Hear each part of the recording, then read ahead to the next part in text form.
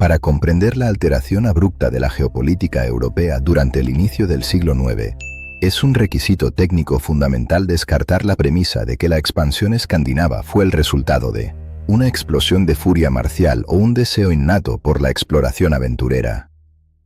El continente europeo, dominado por el Imperio carolingio y los reinos anglosajones, poseía una superioridad demográfica aplastante, una red de fortificaciones de piedra y una infantería pesada altamente disciplinada. En un enfrentamiento terrestre convencional y estático, las fuerzas operativas del norte habrían sido sometidas a una aniquilación matemática a causa del desgaste logístico y la inferioridad numérica. La administración de figuras como el comandante Ragnar Lodbrok reconoció este déficit táctico estructural y comprendió que la única estrategia viable para competir en el mercado de la extracción de recursos globales era la aplicación de una doctrina de guerra asimétrica. El eje central que permitió la ejecución de esta doctrina no fue una nueva formación de infantería ni una aleación metalúrgica superior, sino el desarrollo de la plataforma de inserción táctica más avanzada de la antigüedad tardía, el navío largo, clasificado en los registros técnicos bajo la nomenclatura de Drag-Karolansky. El análisis comparativo de la ingeniería naval de la época revela el estancamiento tecnológico de las potencias continentales. Las embarcaciones francas y anglosajonas estaban diseñadas bajo una doctrina de transporte de carga pesada.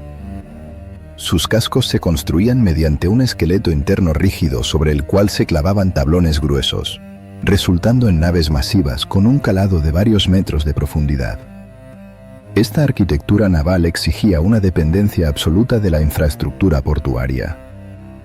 Los buques europeos solo podían cargar y descargar tropas o mercancías en muelles de aguas profundas, lo que limitaba sus operaciones a rutas comerciales predecibles y zonas costeras específicas. La estrategia defensiva de los imperios del sur se basaba en esta limitación física, al fortificar las ciudades portuarias y bloquear las desembocaduras principales. Consideraban que sus redes fluviales internas y sus centros de producción agrícola continentales se encontraban completamente a salvo de cualquier asalto anfibio. Los ingenieros navales escandinavos descartaron por completo este paradigma de rigidez estructural y dependencia portuaria. El desarrollo del navío largo se basó en el método de construcción a tingladillo. En lugar de ensamblar tablones lisos sobre un esqueleto pesado, los constructores superponían placas de madera de roble cortadas radialmente, fijándolas entre sí mediante remaches de hierro de alta resistencia. El resultado de esta técnica era un casco que no operaba resistiendo la energía cinética del océano mediante la masa bruta, sino absorbiéndola a través de la flexibilidad. Cuando el navío enfrentaba el impacto del oleaje en mar abierto, la estructura a tingladillo le permitía torcerse y flexionarse milimétricamente junto con la tensión del agua, evitando la fractura de los materiales y garantizando la integridad de la tripulación en entornos meteorológicos de extrema hostilidad. Esta flexibilidad estructural permitía reducir drásticamente el peso total de la plataforma, optimizando su relación entre masa y aceleración. Sin embargo, la especificación técnica más disruptiva de esta maquinaria logística era su coeficiente de desplazamiento hidrodinámico. Las mediciones fácticas de los cascos recuperados demuestran que un navío largo a plena capacidad operativa, transportando armamento, provisiones, el botín de guerra y una tripulación de infantería pesada de entre 30 y 60 operadores, poseía un calado de apenas 1 metro de profundidad. Esta métrica de inmersión mínima anuló por completo la geografía defensiva del continente europeo. El Draktar funcionaba como un vehículo todoterreno anfibio. Poseía la estabilidad oceánica necesaria para cruzar las aguas tormentosas del Mar del Norte, pero, al alcanzar la costa enemiga, su calado superficial le permitía abandonar el mar abierto y penetrar directamente en los sistemas fluviales continentales. Ríos como el Sena, el Loira, el Rino, el Támesis dejaron de ser barreras naturales para convertirse en autopistas de alta velocidad para la proyección de fuerza letal vikinga. La arquitectura del navío incorporaba además una geometría operativa basada en la simetría longitudinal perfecta, a diferencia de las plataformas navales convencionales que poseen una proa afilada para el avance y una popa cuadrada para el timón. El Draktar presentaba un diseño donde la sección frontal y la sección trasera eran hidrodinámicamente idénticas. Esta simetría no respondía a un canon estético, sino a una necesidad táctica estricta para la navegación en espacios confinados.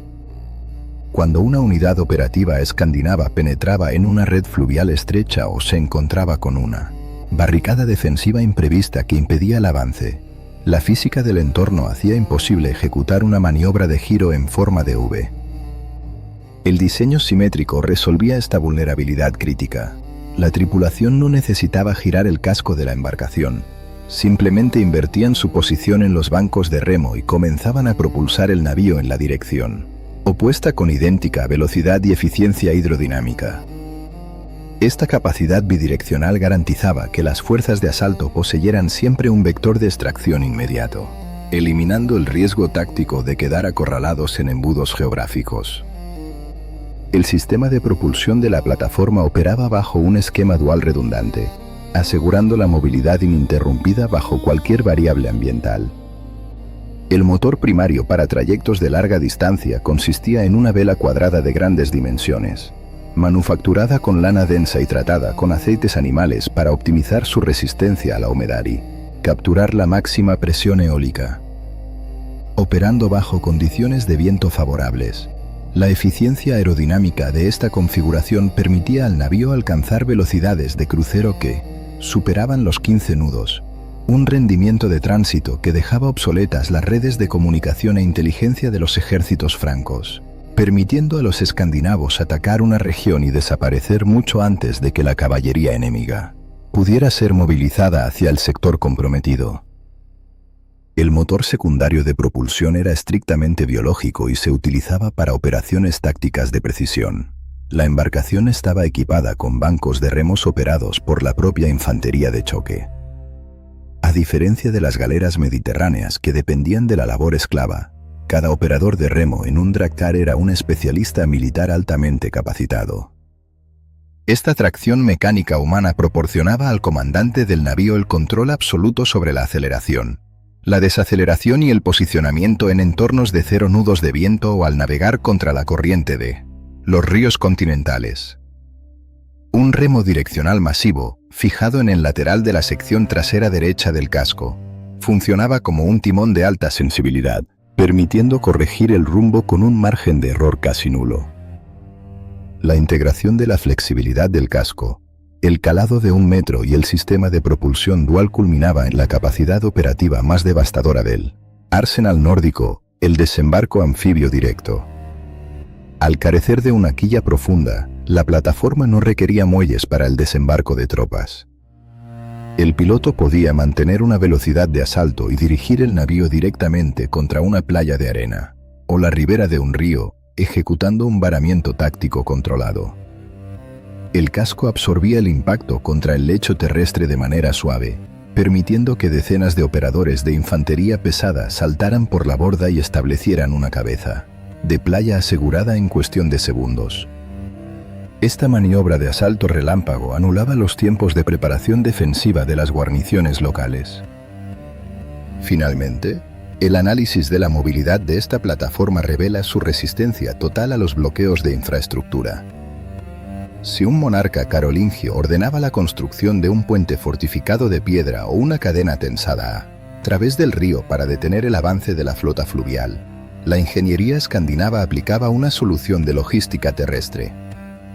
Debido a su construcción ligera con tablones delgados de roble, el peso bruto del navío en vacío era lo suficientemente bajo como para ser levantado físicamente por su propia tripulación. Los operadores extraían la embarcación del cauce fluvial, la posicionaban sobre troncos cilíndricos a modo de rodillos mecánicos y ejecutaban una maniobra de transporte terrestre, arrastrando el navío a través de kilómetros de tierra firme hasta superar la barrera fortificada y reintroducirlo en aguas navegables aguas arriba. En síntesis, el Draktar no era simplemente un medio de transporte marítimo, constituía una máquina de infiltración y guerra psicológica.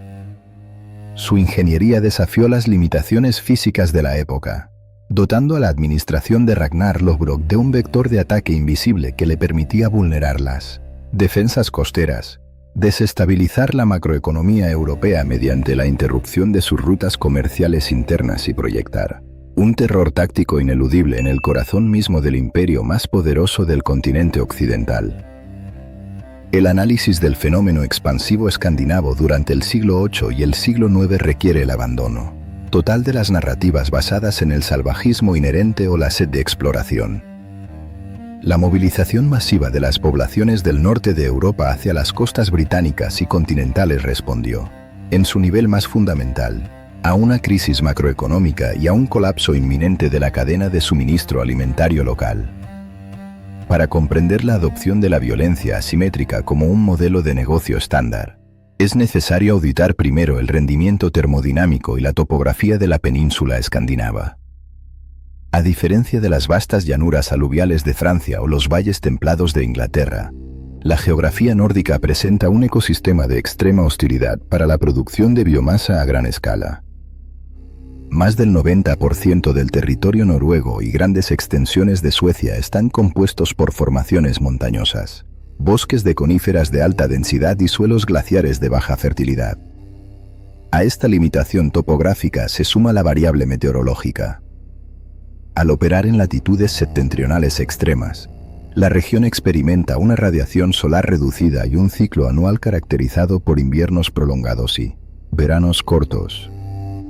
Estos parámetros climáticos reducen drásticamente la ventana operativa para el cultivo agrícola, limitando la producción a cereales de bajo rendimiento calórico y forzando una dependencia casi absoluta de la recolección de recursos marítimos y la ganadería de subsistencia.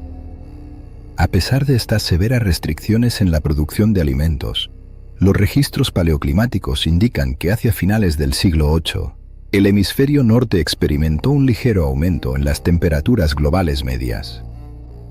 Esta anomalía térmica, conocida como el período cálido medieval, generó una reducción en la tasa de mortalidad infantil y un incremento sostenido en la esperanza de vida de la población escandinava, desencadenando un crecimiento demográfico de proporciones exponenciales. El resultado de esta ecuación demográfica y geográfica fue la trampa malthusiana absoluta. La densidad poblacional de Escandinavia superó rápidamente la capacidad de carga biológica de su propio territorio. La agricultura local se volvió matemáticamente incapaz de generar la ingesta calórica diaria mínima, requerida para sostener a la totalidad de los habitantes.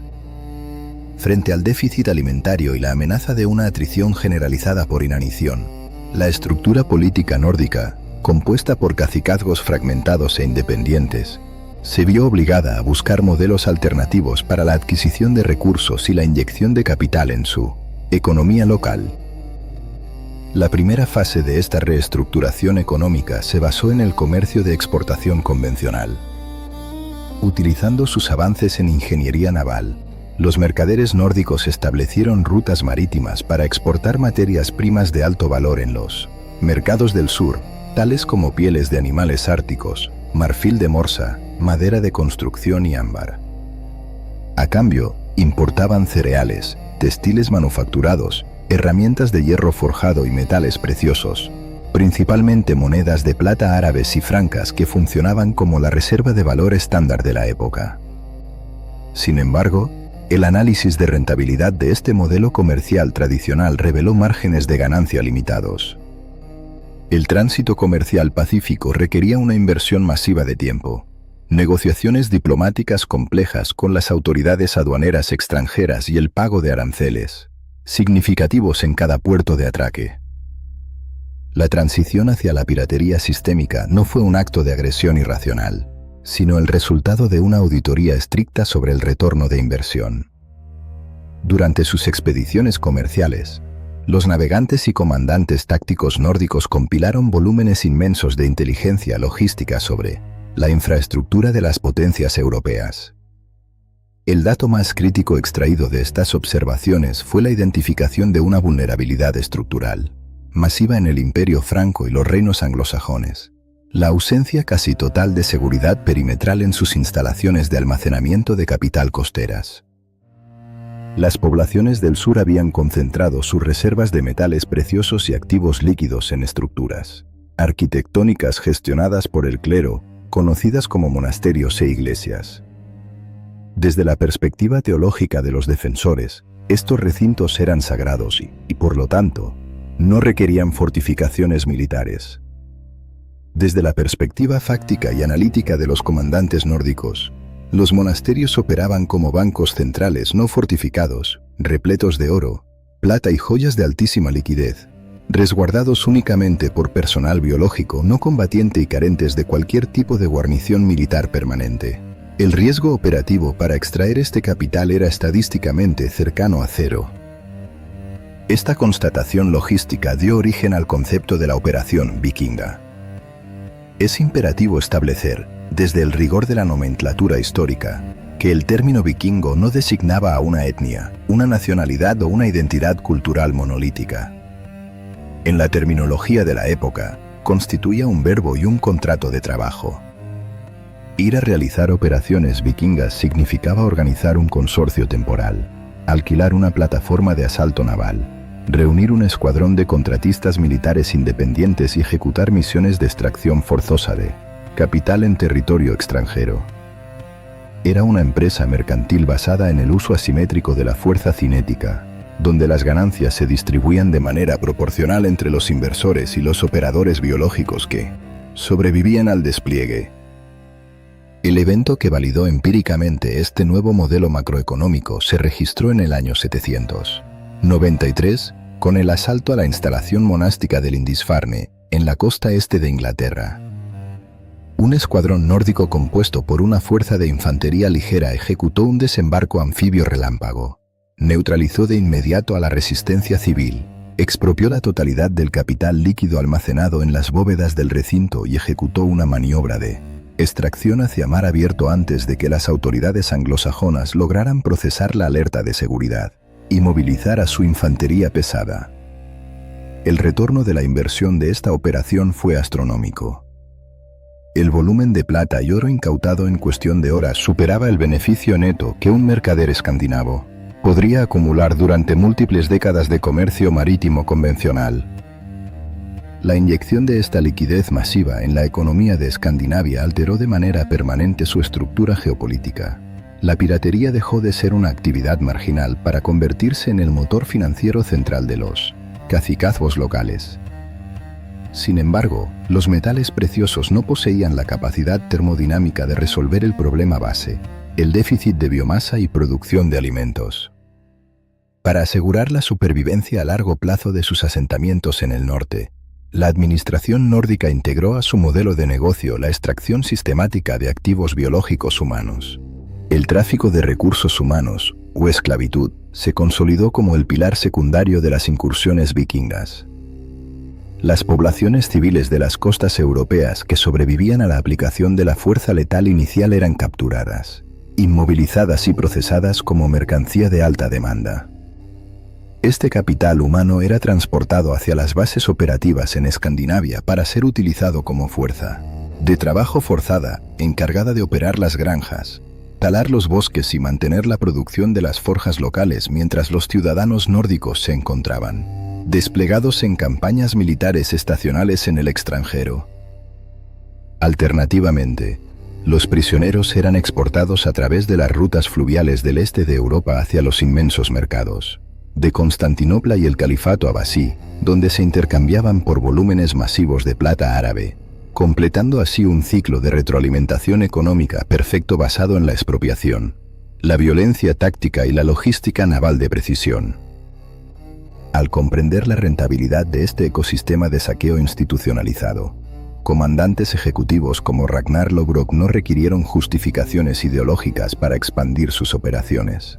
Su objetivo fue escalar el modelo de negocio, unificando a los pequeños consorcios de asalto independientes bajo una cadena de mando corporativa centralizada, con el propósito de abandonar las escaramuzas periféricas e iniciar la extracción directa de capital en las metrópolis mejor defendidas y más ricas del continente occidental, transformando la necesidad biológica de supervivencia en la mayor empresa militar privatizada de la Edad Media. La fase inicial de la expansión escandinava, ejecutada durante las primeras décadas del siglo IX, operó bajo un modelo de negocio estrictamente descentralizado. Las incursiones registradas en este periodo eran llevadas a cabo por escuadrones independientes, compuestos generalmente por una flotilla de entre 3 y 5 naves de transporte ligero. Estas unidades funcionaban como contratistas privados de bajo nivel, operando sin una coordinación estratégica a gran escala. Su doctrina táctica consistía en la aproximación sigilosa, el asalto rápido a infraestructuras costeras no fortificadas y la extracción inmediata del capital antes de que las fuerzas de seguridad locales pudieran organizar una respuesta de interceptación. Si bien este modelo de operaciones periféricas resultaba altamente rentable y presentaba un riesgo biológico mínimo, poseía un límite de crecimiento económico insalvable. A medida que las administraciones del Imperio Carolingio y los reinos anglosajones comenzaron a identificar el patrón de los ataques, procedieron a fortificar sus monasterios costeros y a reubicar sus reservas de metales preciosos hacia ciudades fortificadas en el interior del continente. Ante esta adaptación defensiva, el ecosistema de la piratería nórdica experimentó una caída drástica en su retorno de inversión. Los objetivos blandos desaparecieron del perímetro costero y los escuadrones independientes, al carecer de la masa crítica necesaria para asediar centros urbanos amurallados o enfrentar a la infantería pesada en campo abierto, comenzaron a registrar tasas de fracaso operativo inaceptables. Fue en esta coyuntura de recesión logística donde emergió la figura de Ragnar Lodbrok. Despojado de las adiciones míticas que lo describen como un cazador de monstruos o un rey designado por el destino, el análisis fáctico revela a un administrador táctico dotado de una visión macroeconómica superior. Ragnar comprendió que el modelo descentralizado había alcanzado su punto de obsolescencia. Para penetrar en los mercados de alto valor del interior europeo, la estructura operativa escandinava requería una consolidación absoluta, transformar cientos de bandas mercenarias fragmentadas en un solo ejército corporativo bajo un mando centralizado. La ejecución de esta reestructuración masiva no se logró únicamente mediante el uso de la fuerza bruta interina, sino a través de la implementación de un sistema de incentivos financieros y la aplicación de fusiones y adquisiciones en el ámbito militar. Ragnar Lodbrok no se limitó a eliminar a sus competidores en la península escandinava, los integró a su propia cadena de mando. Ofreció a los capitanes de naves independientes y a los líderes de clanes menores un contrato operativo vinculante. Al unirse a su consorcio, estos suboficiales perdían su autonomía estratégica, pero a cambio, obtenían acceso a una infraestructura logística sin precedentes y a la garantía de participación en operaciones de asalto contra las metrópolis más ricas del continente, objetivos que habrían sido matemáticamente inalcanzables para una flotilla aislada. Para sostener la lealtad y la operatividad de este nuevo consorcio, el comandante implementó una estandarización rigurosa en el protocolo de distribución de dividendos.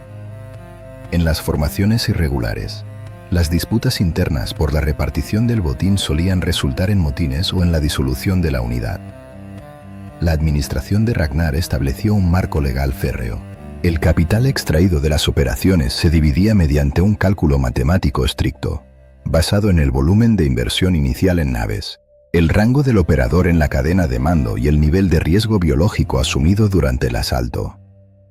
Esta transparencia en el sistema de compensación económica funcionó como el adhesivo estructural que mantuvo, unida a una fuerza compuesta por miles de combatientes de procedencias dispares, garantizando que el incentivo financiero superara siempre a las rivalidades tribales históricas. La consolidación de la cadena de mando permitió al comandante elevar exponencialmente la escala de sus operaciones tácticas. El registro operativo de Ragnar Lodbrok marca la transición desde las escaramuzas de 30 o 50 hombres, hacia la movilización de flotas compuestas por más de 100 naves de asalto pesado, transportando contingentes de entre 3.000 y 5.000 operadores de infantería. El mando sobre una maquinaria militar de estas proporciones exigía el desarrollo de un departamento de inteligencia avanzado. Ragnar no lanzaba su flota hacia el océano basándose en la especulación. Operaba apoyado en una red de recolección de datos gestionada por mercaderes escandinavos. Estos comerciantes, que operaban de manera pacífica en los puertos europeos durante la primavera, funcionaban como agentes de inteligencia en el terreno. Recopilaban información sobre el calado de los ríos, la ubicación de las reservas de plata, las rutas de patrullaje de la caballería franca, fundamentalmente, sobre la estabilidad política de los gobiernos objetivos. El análisis de esta inteligencia de mercado permitió a la administración de Ragnar explotar las vulnerabilidades políticas del Imperio carolingio con una precisión quirúrgica. A mediados del siglo IX, el imperio se encontraba fracturado por guerras civiles y disputas sucesorias entre los descendientes de Carlomagno. Ragnar sincronizaba el lanzamiento de sus campañas de extracción exactamente con los periodos de mayor inestabilidad interna en el continente, asegurando que las fuerzas defensivas europeas estuvieran ocupadas combatiéndose entre sí al momento de la incursión anfibio. Esta sincronización anulaba la ventaja numérica del enemigo, permitiendo a la flota nórdica operar en el interior de los sistemas fluviales con una interferencia militar mínima durante las fases críticas de penetración y desembarco. Simultáneamente, la corporación militar de Ragnar Lodbrok revolucionó la logística del despliegue temporal. Las operaciones de la fase descentralizada eran estrictamente estacionales. Los operadores debían retornar a Escandinavia antes de la llegada de las tormentas de otoño para evitar la pérdida del hardware naval y participar en la cosecha local. Este requerimiento de retorno limitaba severamente el alcance geográfico de las incursiones. Para romper este techo logístico, Ragnar introdujo la doctrina de la ocupación continua y el campamento de invierno fortificado. Al organizar una fuerza con los recursos humanos suficientes, el comandante adquirió la capacidad de establecer bases operativas avanzadas en el corazón del territorio enemigo. Estas instalaciones temporales, construidas en islas fluviales o meandros protegidos, contaban con empalizadas de madera, trincheras, diques secos para la reparación de los navíos y silos para almacenar la biomasa extraída mediante el forrajeo.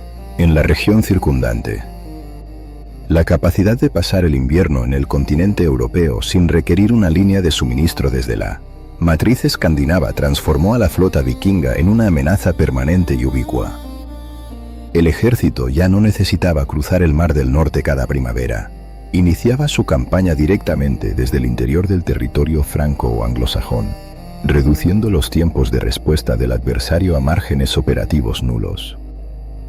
El impacto de esta profesionalización y escalabilidad de las operaciones militares generó un efecto paralizante en la doctrina de defensa europea. La llegada de una fuerza vikinga dejó de ser percibida como un asalto rápido de piratería para convertirse en una invasión a nivel estatal.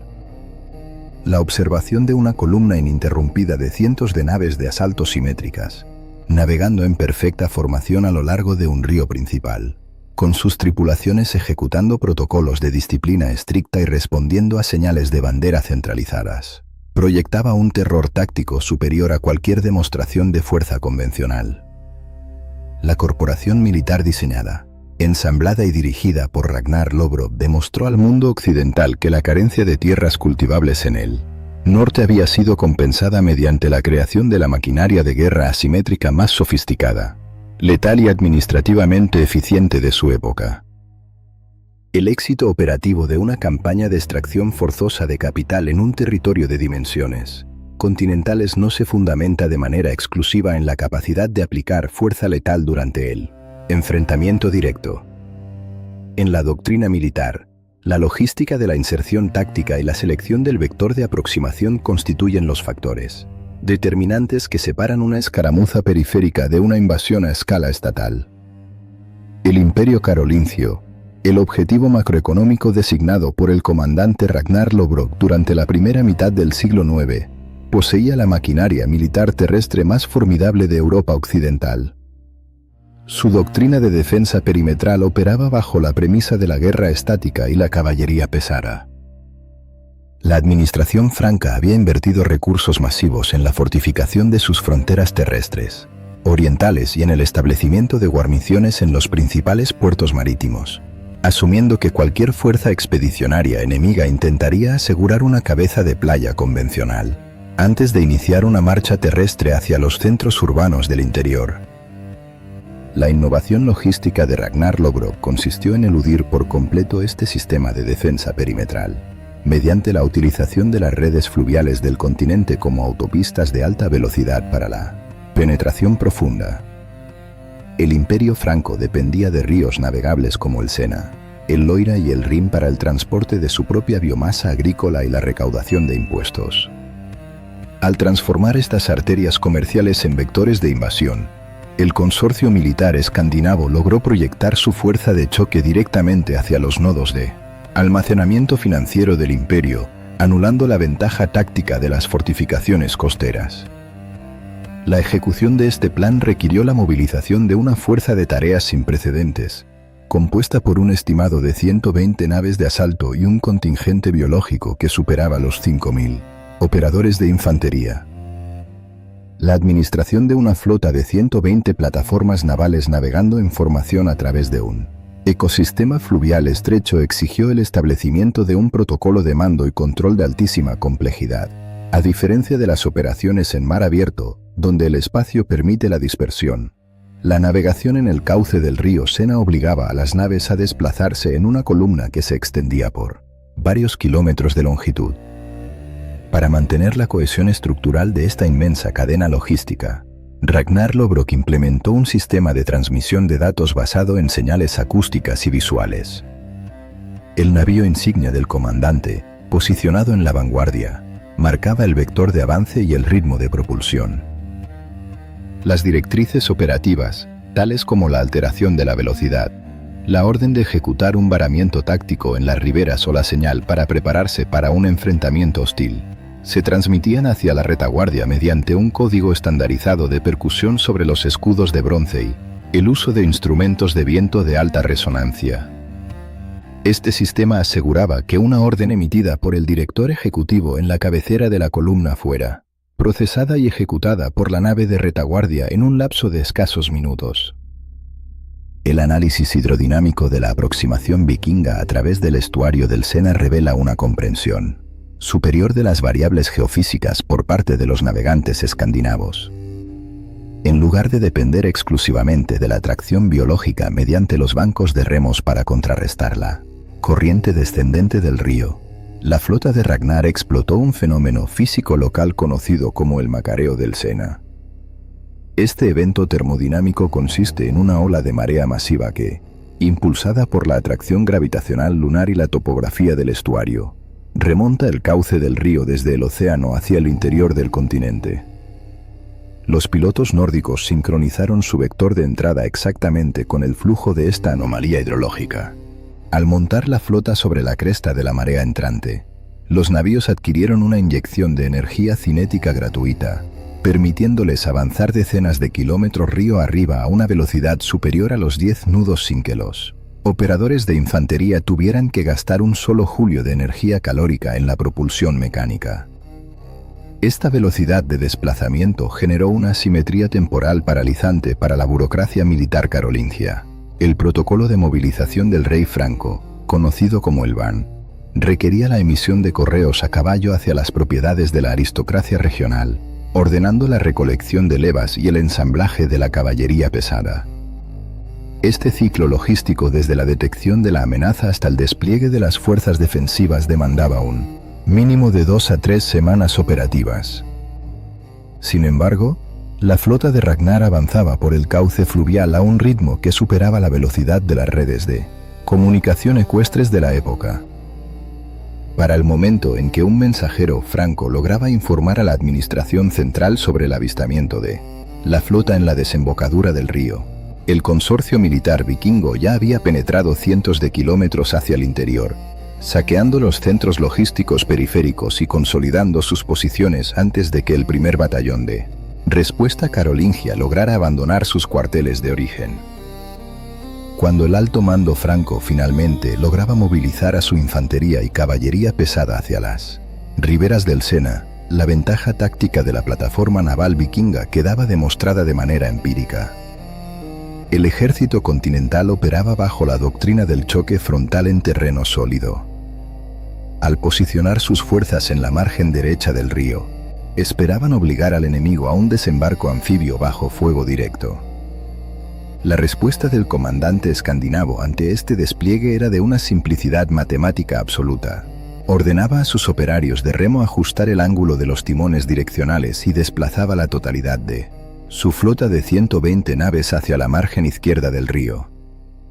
Esta simple maniobra lateral, ejecutada en escasos minutos gracias al calado superficial de 1 metro de los cascos a tingladillo, anulaba por completo el 100% de la capacidad de proyección de daño del ejército franco. La caballería pesada, dotada de armaduras de hierro y lanzas de asalto, resultaba mecánicamente inútil en el lecho fangoso del río y era incapaz de cruzar el cauce de aguas profundas sin ahogar a sus unidades biológicas. El río Sena, en lugar de funcionar como una barrera defensiva para el imperio, se había transformado en un foso perimetral móvil que protegía exclusivamente a la fuerza invasora. El sostenimiento del rendimiento calórico de 5.000 combatientes durante esta aproximación profunda requirió la ejecución de un protocolo logístico de forrajeo agresivo.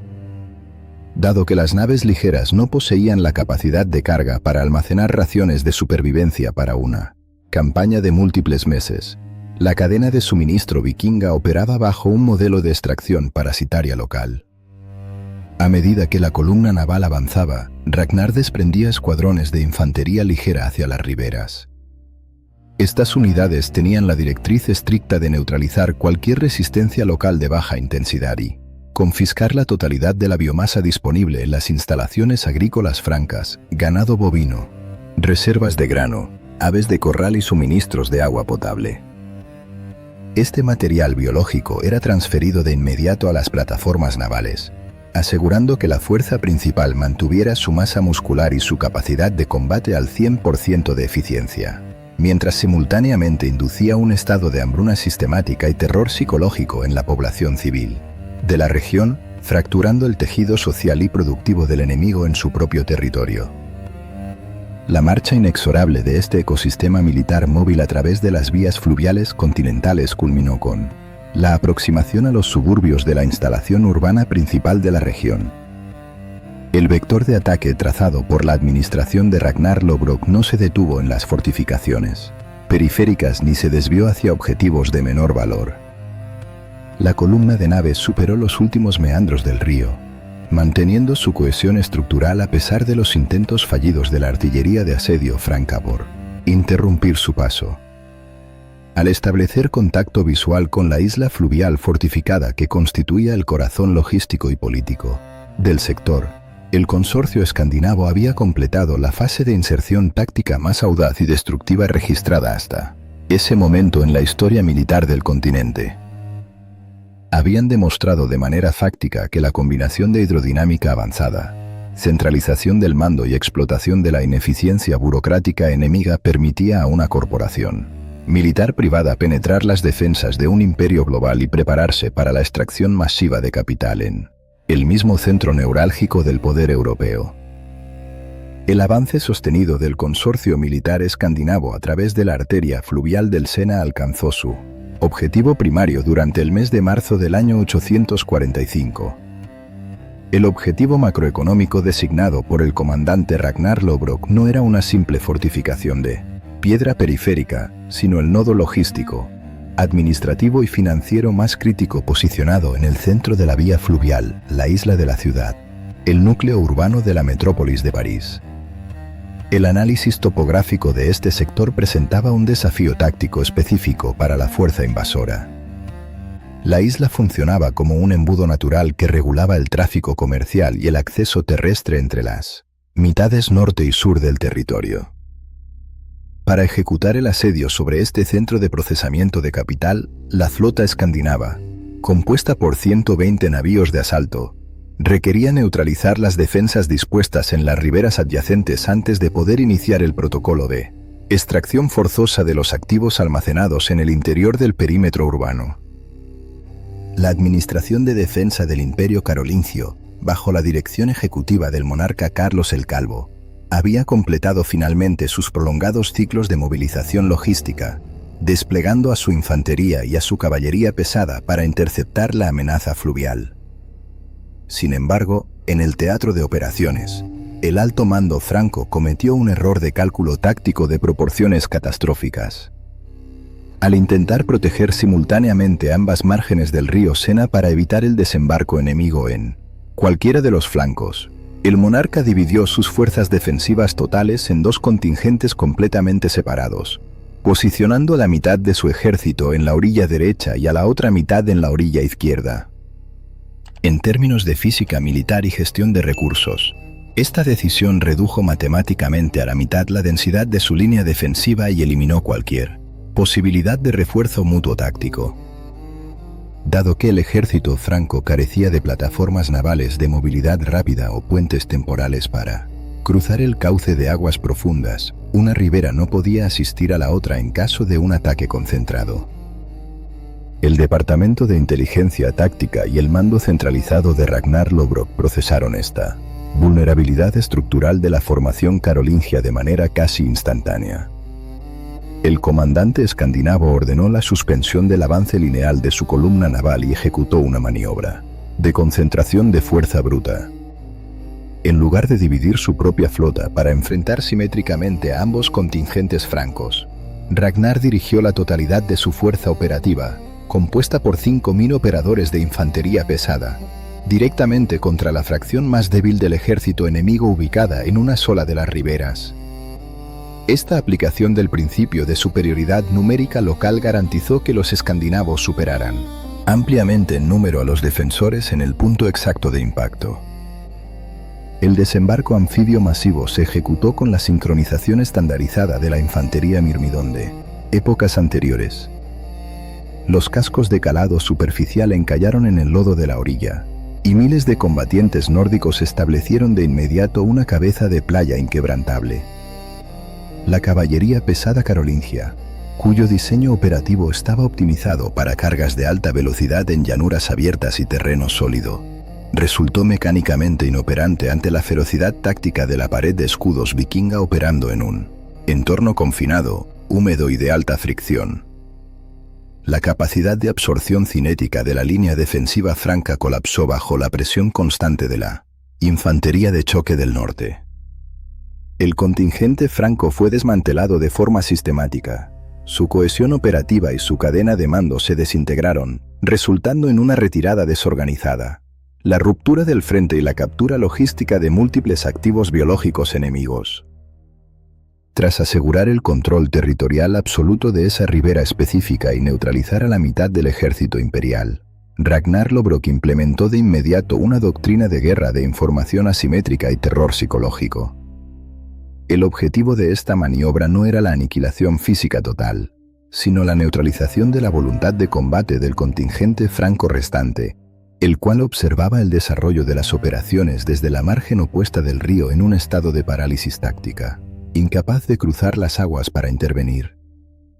Los registros operativos de la campaña documentan la captura de 111 prisioneros de guerra carolingios durante el primer enfrentamiento. La administración vikinga tomó la decisión ejecutiva de no procesar a estos individuos como mercancía para el mercado internacional de esclavos, un acto que habría generado un retorno financiero inmediato.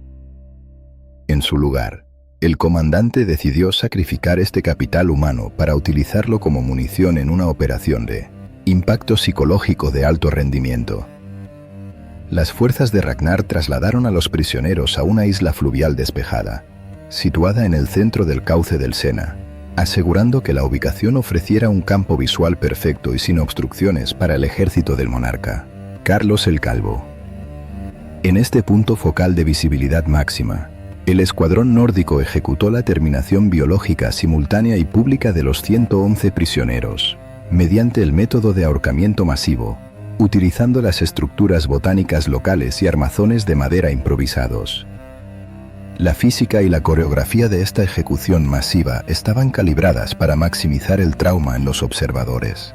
El impacto fáctico de esta demostración de brutalidad calculada no buscaba reducir significativamente el número de efectivos operativos del enemigo, ya que 111 bajas representan un porcentaje menor en un ejército continental. El objetivo era generar un fallo sistémico en la red neurológica de la infantería defensora y en el sistema de toma de decisiones de su cadena de mando. Al observar la erradicación metódica, industrial e impune de sus propias unidades a escasos metros de distancia, el ejército franco experimentó un colapso total de la moral y la disciplina. El monarca carolingio, evaluando la asimetría extrema de la violencia aplicada por el contratista escandinavo, la vulnerabilidad de sus propias tropas ante tácticas de terror y el error táctico insalvable de haber dividido sus fuerzas, emitió la orden de retirada general absoluta. El ejército franco abandonó sus posiciones defensivas en la ribera del Sena, dejando al centro urbano de París completamente desprotegido y a merced del consorcio invasor. Con la resistencia militar externa neutralizada y el perímetro asegurado, el consorcio de Ragnar Lodbrok procedió a ejecutar la fase de ocupación y extracción de capital. La inteligencia local había advertido a la población civil del centro urbano sobre el colapso de sus defensas, provocando una evacuación masiva y preventiva. Los habitantes abandonaron la isla de la ciudad y los arrabales circundantes, dejando tras de sí la infraestructura civil, los centros administrativos y las reservas de valor económico estáticas a disposición total de los invasores. El día 28 de marzo del año 845, las fuerzas de infantería nórdica vulneraron los accesos de madera de la metrópolis e ingresaron al perímetro urbano sin encontrar resistencia balística o cuerpo a cuerpo. La operación de saqueo interior se llevó a cabo con una disciplina de extracción casi industrial, muy alejada del vandalismo desorganizado. Los escuadrones escandinavos se desplegaron por cuadrantes, ejecutando auditorías de valor en cada instalación monástica, iglesia y edificio gubernamental. Confiscaron sistemáticamente metales preciosos fundidos, cruces de oro, cálices de plata enriquecida, textiles de importación de alta gama y materias primas de fácil comercialización. Este flujo constante de capital fue transferido con rigor logístico desde las bóvedas terrestres francas hacia los compartimentos de carga de los navíos de calado superficial estacionados en los muelles de la isla, consolidando una acumulación de riqueza que superaba cualquier proyección financiera de las campañas estacionales anteriores. No obstante, la ocupación estática de un centro urbano preindustrial y densamente construido introdujo rápidamente una variable termodinámica y biológica de desgaste que no había sido contemplada en los modelos operativos escandinavos originales, la atrición severa por agentes patógenos. La concentración prolongada de 5.000 operadores de asalto en un entorno metropolitano con infraestructura sanitaria deficiente, sumada a la acumulación de desechos orgánicos y la alteración de las fuentes de agua potable locales, generó las condiciones ambientales perfectas para un brote epidémico agudo. La sintomatología documentada en los registros médicos de la época clasifica esta amenaza biológica como una cepa virulenta de disentería bacteriana o posiblemente tifus. Esta amenaza microscópica comenzó a degradar la eficiencia operativa del chasis biológico de los contratistas vikingos con una rapidez alarmante, causando bajas sistémicas por deshidratación y fallo orgánico que la artillería franca nunca habría logrado infligir. Las tasas de morbilidad dentro de las líneas escandinavas comenzaron a escalar, inmovilizando a un porcentaje crítico de la fuerza de propulsión de los navíos. Para el mando ejecutivo de Ragnar, la epidemia representaba una cuenta regresiva logística ineludible. La extracción primaria de capital físico había sido completada en su totalidad, pero la retención prolongada del territorio urbano carecía de rentabilidad a largo plazo debido a los costos médicos insostenibles, la reducción de la fuerza de combate útil y el riesgo de quedar atrapados si la administración franca lograba reorganizar sus fuerzas para un contraataque. La directriz táctica y corporativa indicaba que era el momento matemático óptimo para liquidar las operaciones de tierra y buscar la vía de salida más lucrativa posible antes de que el colapso biológico interno impidiera la maniobra de extracción naval. Esta crisis epidemiológica y logística sentó las bases operativas exactas para que el comandante vikingo alterara nuevamente el paradigma económico del conflicto, forzando la transición desde el modelo de saqueo físico convencional hacia el establecimiento del primer esquema de extorsión institucionalizada y corporativa a nivel continental. La ocupación estática del centro urbano de París durante la primavera del año 845 presentó una paradoja logística para la corporación militar escandinava. El consorcio dirigido por el comandante Ragnar Lodbrok había logrado penetrar la defensa del Imperio carolingio, neutralizar a su ejército regular y asegurar el perímetro de la metrópolis. Sin embargo, Como se estableció en la evaluación operativa previa, el chasis biológico de los 5.000 contratistas vikingos comenzó a sufrir una degradación sistémica acelerada, debido a la exposición a vectores patógenos endémicos de la infraestructura urbana saturada. En la doctrina de operaciones especiales, un activo biológico enfermo se convierte inmediatamente en un pasivo logístico.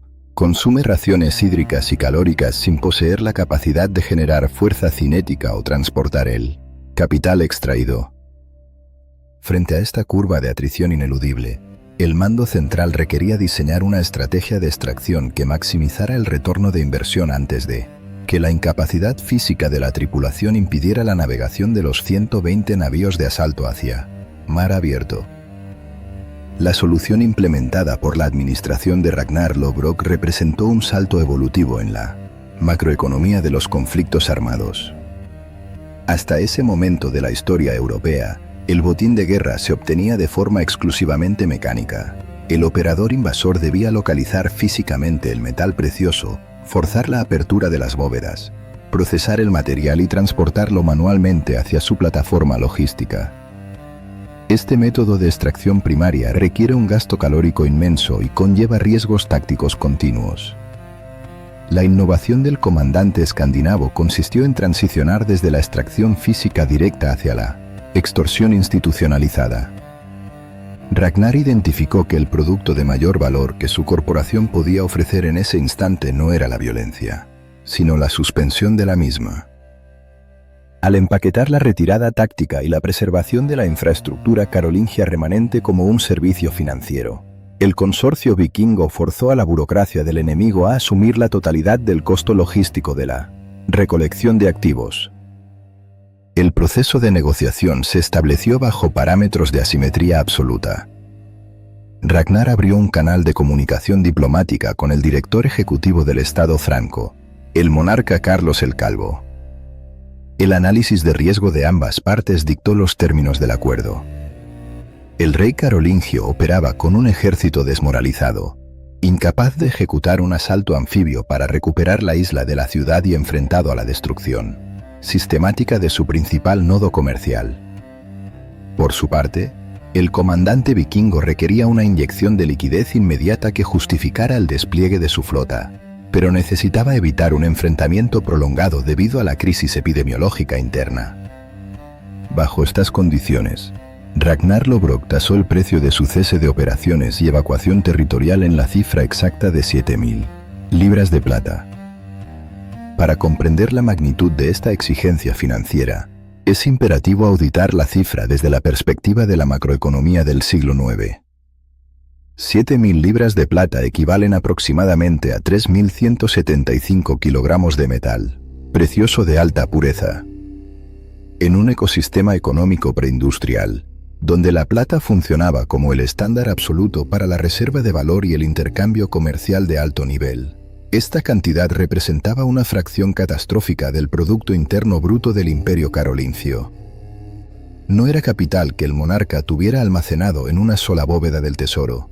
La consolidación de este pago requirió que la administración franca activara un protocolo de recaudación tributaria de emergencia a escala nacional.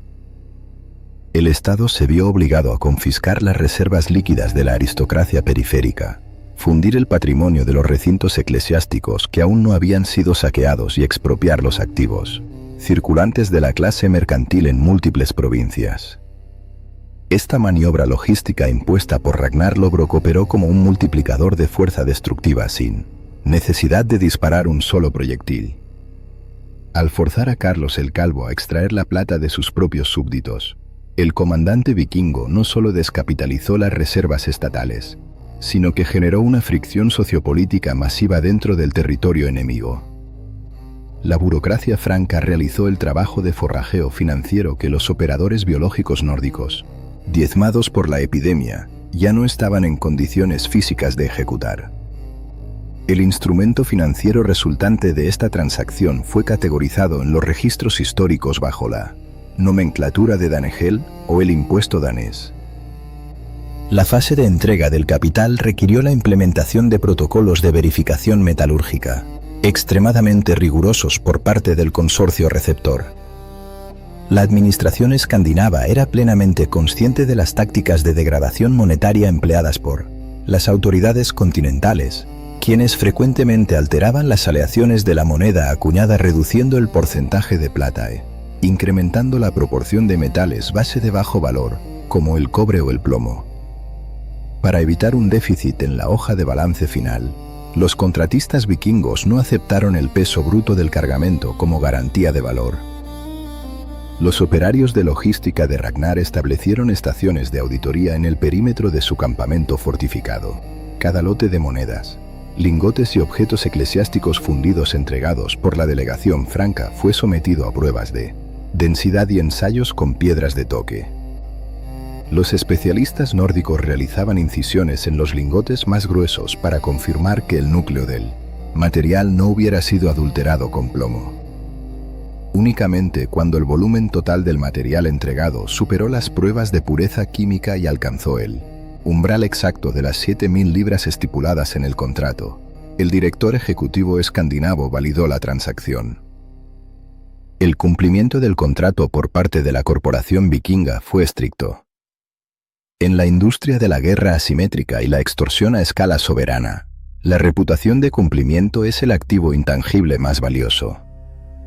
Si el consorcio de Ragnar hubiera aceptado el pago masivo y posteriormente hubiera continuado con el asedio o la destrucción de la infraestructura de París, habría anulado la viabilidad del modelo de negocio a futuro. Ningún Estado o administración imperial accedería a pagar rescates posteriores si no existía una garantía fáctica de cese de hostilidades. Comprendiendo esta regla básica del comercio internacional, Ragnar Lodbrok emitió la orden de repliegue general tan pronto como la última libra de plata fue cargada y asegurada en el casco de su navío insignia. La evacuación de la metrópolis se ejecutó con disciplina operativa. Los operadores de infantería, incluyendo a los elementos biológicos que presentaban sintomatología infecciosa aguda, abordaron los 120 navíos de calado superficial. La flota revirtió su vector de navegación, utilizando la tracción de los bancos de remos y la corriente descendente del río Sena para iniciar su tránsito hacia el estuario y posteriormente hacia el mar abierto. Durante su trayecto de salida, la columna naval escandinava mantuvo la formación y se abstuvo de realizar asaltos secundarios a las instalaciones costeras adyacentes, validando empíricamente la autenticidad del producto financiero que acababan de comercializar. El impacto fáctico de esta operación en la geopolítica de Europa Occidental fue irreversible. El pago del primer Gran Danegeld validó el modelo de negocio corporativo diseñado por Ragnar Lodbrok. El comandante demostró ante la totalidad de los cacicazgos, escuadrones independientes y consorcios militares de Escandinavia que el Imperio Carolingio, la superpotencia del sur, poseía vulnerabilidades estructurales críticas y estaba dispuesto a liquidar su propio patrimonio soberano, para evitar el combate directo. Esta constatación generó un efecto de atracción de capital masivo hacia la península nórdica. La inyección de los 3.175 kilogramos de plata en la economía escandinava operó como un capital semilla que financió la construcción de astilleros más grandes, la manufactura de hardware militar avanzado y la contratación de fuerzas operativas aún más numerosas. El terror táctico fue oficialmente monetizado. Ragnar no solo extrajo riqueza de Francia, creó una industria continental basada en el cobro de protección, inaugurando un ciclo logístico de invasión y extorsión que drenaría las reservas financieras de Europa durante el siglo siguiente. La trayectoria operativa de la corporación militar dirigida por Ragnar Lodbrok experimentó su fase de máximo rendimiento financiero tras la liquidación del sitio de París y la estandarización del modelo de extorsión continental. Sin embargo, en el análisis de los sistemas de mando y control a largo plazo, el éxito operativo ininterrumpido tiende a generar una degradación sistémica en los protocolos de evaluación de riesgos. La administración ejecutiva escandinava, tras haber superado con facilidad las defensas de la principal superpotencia europea, comenzó a operar bajo una premisa de superioridad táctica inherente, ignorando las variables de desgaste geográfico y la adaptación tecnológica de sus adversarios. Este fenómeno de sobreconfianza estructural culminó en la planificación y ejecución de la última campaña documentada del comandante, la incursión en el reino anglosajón de Northumbria. Un despliegue que representa uno de los errores logísticos y de cálculo de fuerza más severos de la historia militar de la antigüedad tardía. Para auditar esta falla catastrófica, es necesario establecer los parámetros de la fuerza expedicionaria movilizada. Durante sus campañas en el Imperio Carolingio, Ragnar había dependido de la masa crítica. Operaba con flotas que superaban las 100 plataformas navales y contingentes de miles de infantes pesados para garantizar la superioridad numérica local y la capacidad de establecer bases fortificadas. En un giro operativo que desafía los principios básicos de la proyección de fuerza, el comandante determinó que la invasión al territorio administrado por el rey Aella de Northumbria se ejecutaría, utilizando únicamente 2 naves de transporte. Los registros históricos sugieren que esta decisión respondió a una apuesta o a un intento de demostrar eficiencia letal con recursos mínimos. Traducido a la doctrina fáctica, esta orden ejecutiva constituyó una subasignación de activos suicida. Las 2 embarcaciones seleccionadas no eran los navíos de asalto fluvial de calado ligero, sino plataformas de transporte de gran tonelaje, diseñadas originalmente para la carga de mercancías pesadas en mar abierto. La capacidad máxima de retención biológica de estas 2 unidades limitaba el contingente total de la expedición a un estimado de 120 operadores de infantería.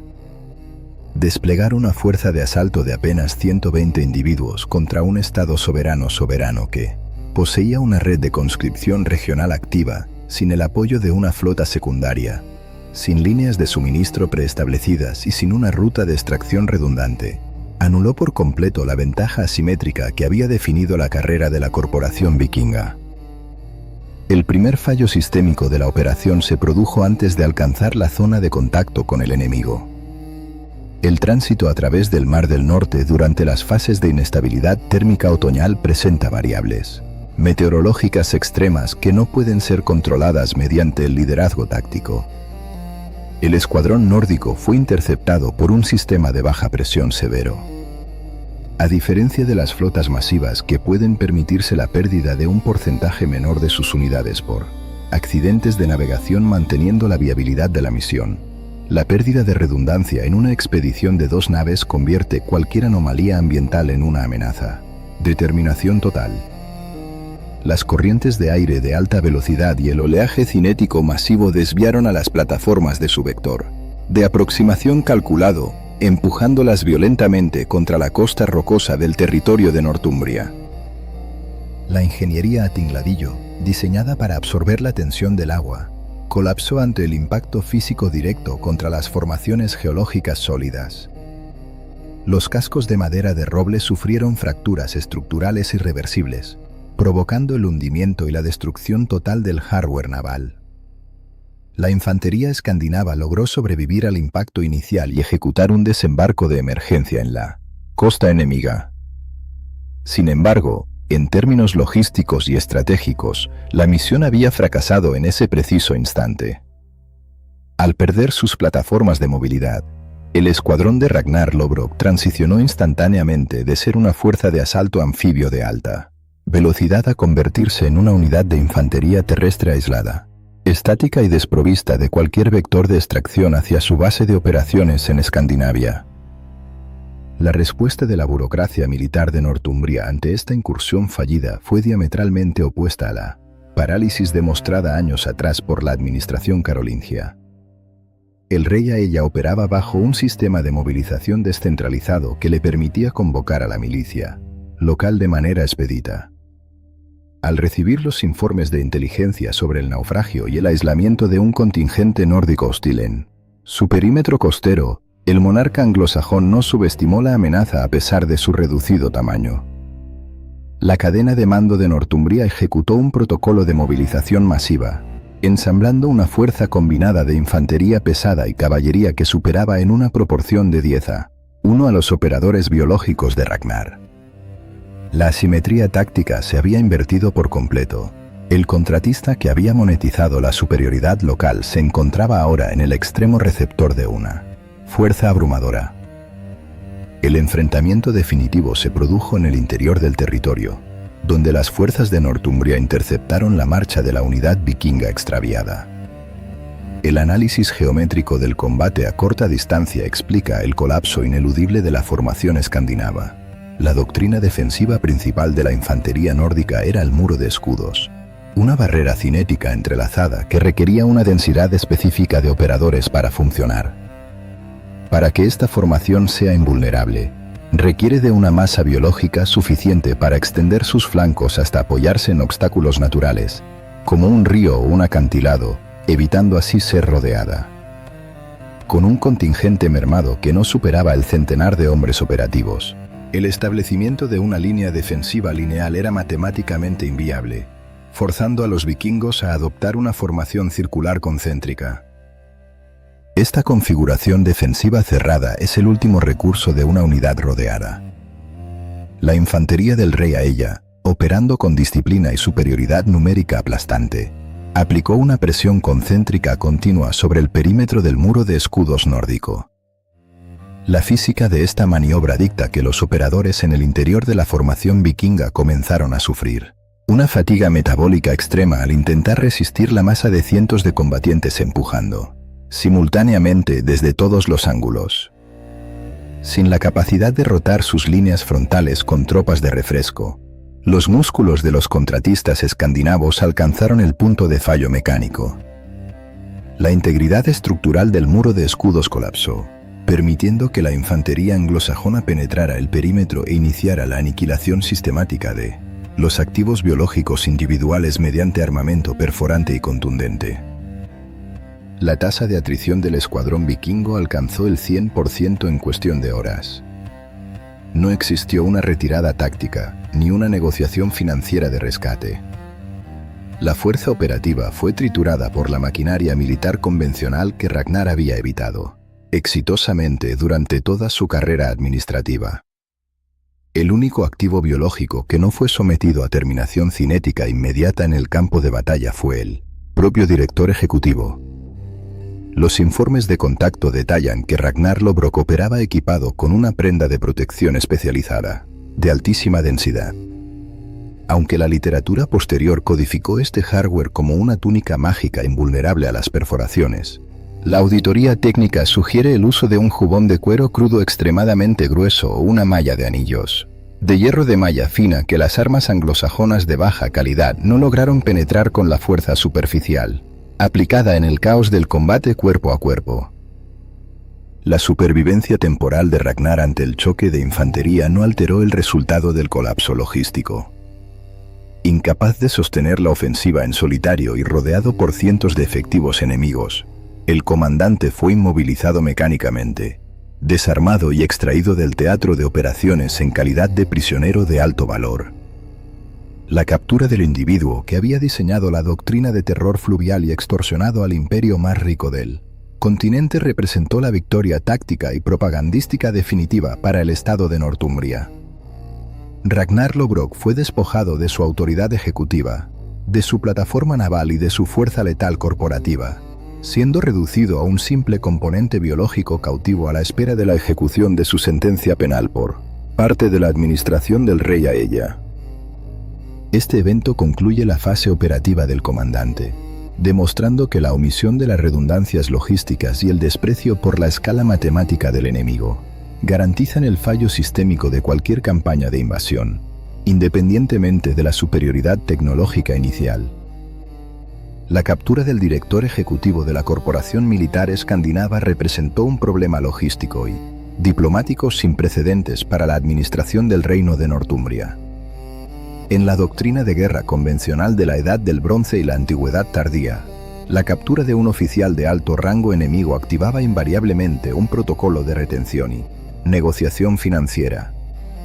El individuo era mantenido con vida bajo condiciones de confinamiento de alta seguridad hasta que su estado de origen o su consorcio desembolsara un rescate masivo en metales preciosos. Sin embargo, el rey anglosajón Aella evaluó el perfil de riesgo de Ragnar Lodbrok y determinó que la simple extorsión financiera era insuficiente. El comandante nórdico había desestabilizado la macroeconomía de Europa occidental, demostrando la vulnerabilidad de los imperios continentales e insulares. para el Estado de Northumbria.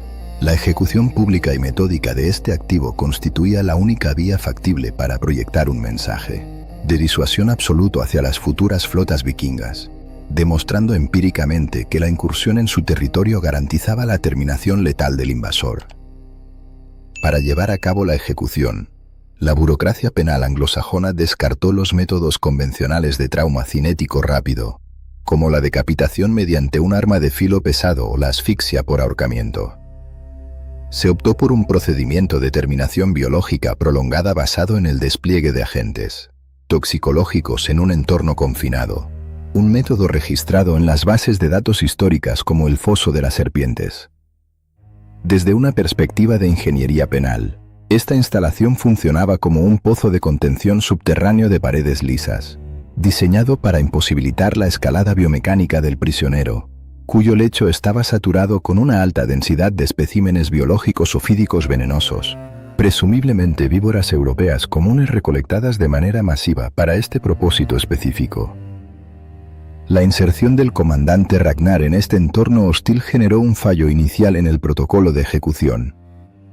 Los registros detallan que, al impactar contra el fondo del foso, los agentes biológicos fueron incapaces de inyectar su carga tóxica en el torrente sanguíneo del prisionero. Este fallo no se debió a una inmunidad fisiológica anómala, sino a la eficiencia fáctica del hardware de protección personal que el individuo aún portaba, el jubón de cuero crudo hiperdenso o la túnica de malla reforzada. Los colmillos de las víboras, diseñados evolutivamente para perforar tejido blando de pequeños mamíferos, carecían de la dureza estructural y la fuerza de penetración necesarias para atravesar el blindaje de grado militar. Al detectar esta anomalía operativa, los guardias de la instalación procedieron a extraer temporalmente al prisionero, ejecutar un desmantelamiento forzoso de su equipamiento de protección y reintroducir el chasis biológico, ahora completamente expuesto, en la zona de riesgo toxicológico. Sin la barrera de contención balística, la física de la inoculación letal se ejecutó de manera ineludible. Múltiples vectores ofídicos aplicaron mordeduras directas sobre la epidermis del comandante, inyectando volúmenes concentrados de enzimas hemotóxicas y neurotóxicas.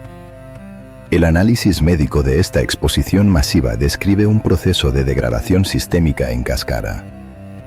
Las enzimas hemotóxicas iniciaron la destrucción inmediata de los glóbulos rojos y la disolución de los tejidos conectivos en los puntos de inoculación, generando necrosis local y un dolor neuropático de intensidad extrema. Simultáneamente, los componentes tóxicos alteraron los factores de coagulación del organismo, provocando hemorragias internas masivas. A medida que el veneno circulaba a través del sistema cardiovascular, la presión arterial experimentó una caída drástica y sostenida, induciendo un estado de choque hipovolémico. Finalmente, la falta de perfusión de oxígeno en el cerebro y el daño directo a las terminales nerviosas provocaron el cese total de la actividad neurológica y la terminación irreversible del activo biológico. El impacto de esta ejecución, no obstante, generó el efecto geopolítico diametralmente opuesto al calculado por la administración de Northumbria.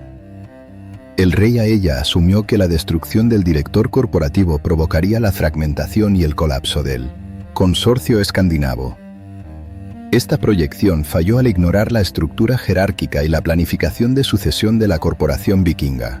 La información sobre la terminación de Ragnar fue transmitida a través de las redes de inteligencia marítima hacia los cuarteles generales en Escandinavia, donde la junta directiva, compuesta por los descendientes directos del comandante, individuos identificados como Ivar, Ubba, Alþanibhorn, procesó los datos. Lejos de iniciar un ciclo de duelo paralizante, la nueva cúpula administrativa reconoció en este evento el activo político más valioso de su era, un casus belli logístico absoluto y legalmente irrefutable. El asesinato de su comandante supremo a manos de una potencia extranjera eliminaba las fricciones internas entre las diversas facciones nórdicas. La junta directiva utilizó esta justificación legal para emitir un llamado a la conscripción general en toda la península escandinava, unificando a miles de operadores independientes bajo una sola bandera corporativa en nombre de la represalia estatal. El resultado de esta movilización masiva se materializó en el año 865 con el ensamblaje de una fuerza expedicionaria clasificada en los registros anglosajones como el Gran Ejército Pagano. Esta movilización alteró permanentemente el paradigma de la guerra nórdica. Ya no se trataba de una fuerza de incursión estacional diseñada para la expropiación de capital líquido y la posterior retirada táctica. El Gran Ejército fue estructurado, financiado y equipado como una maquinaria de invasión colonial a gran escala, con el objetivo de ejecutar una adquisición hostil y permanente del territorio británico, desmantelando las monarquías locales y estableciendo una nueva jurisdicción administrativa y agrícola en el extranjero. La fuerza combinada, transportada por cientos de Dakars y compuesta por miles de combatientes de infantería pesada, ejecutó un desembarco anfibio masivo en la región de Anglia Oriental. Aplicando la doctrina de asimetría y movilidad heredada de su predecesor, la cúpula militar no marchó inmediatamente hacia el objetivo final. En su lugar, establecieron una cabeza de playa fortificada y procedieron a requisar el 100% de la reserva equina de la región, al mecanizar temporalmente a su infantería pesada mediante el uso de caballos confiscados. El ejército escandinavo adquirió una velocidad de desplazamiento continental que neutralizó cualquier intento de contención periférica por parte de los reinos vecinos. La culminación de esta campaña de represalia se ejecutó en el interior de Northumbria. El gran ejército marchó sobre la ciudad fortificada de York, interceptó a las fuerzas combinadas del Estado anglosajón y procedió a la aniquilación total de su estructura defensiva. El rey Aella fue capturado con vida, completando el ciclo de la transacción táctica. Para aplicar la sanción penal correspondiente al asesinato de su director ejecutivo, los comandantes nórdicos ejecutaron un procedimiento de terminación biomecánica catalogado como el águila de sangre, despojado de su aura mitológica. Este acto consistió en un procedimiento de desmantelamiento torácico extremo, la sección sistemática de las costillas desde su anclaje en la columna vertebral y la extirpación manual de los pulmones hacia el exterior del chasis biológico, diseñado para maximizar el shock sistémico y confirmar visualmente la supremacía absoluta de la fuerza invasora. El análisis de la figura fáctica de Ragnar Lodbrok concluye así determinando que su verdadero impacto histórico no reside en su capacidad de combate individual. Su legado operativo fue la creación del modelo de guerra asimétrica fluvial, la comercialización global de la extorsión mediante el Danegeld y la consolidación de una red corporativa de fuerza letal. Su terminación biológica en un foso de agentes toxicológicos no marcó el final de la amenaza vikinga, sino que proporcionó el combustible logístico exacto para iniciar la mayor invasión escandinava de la historia, alterando la demografía, la lingüística y la geopolítica de las islas británicas de manera permanente. Ragnar no fue un simple explorador, fue el arquitecto principal de la primera multinacional de la destrucción en la Europa medieval.